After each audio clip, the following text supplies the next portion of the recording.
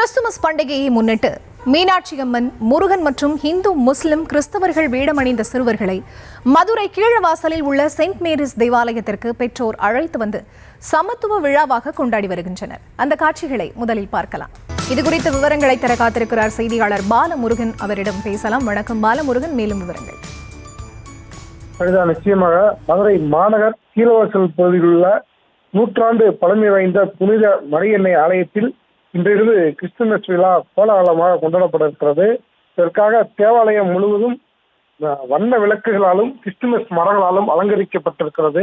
Christmas விழாவில் பங்கேற்பதற்காக மதுரை மாநகரின் பல்வேறு பகுதிகளிலிருந்தும் மத வேறுபாடின்றி ஏராளமான பொதுமக்கள் தேவாலயத்திற்கு வருகை தர இருக்கிறார்கள்.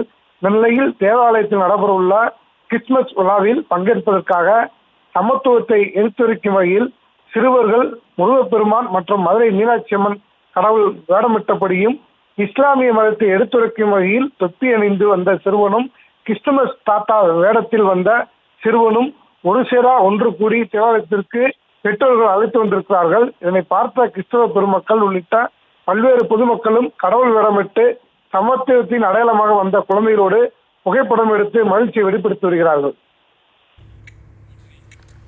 விவரங்களுக்கு நன்றி பாலமுருகன்.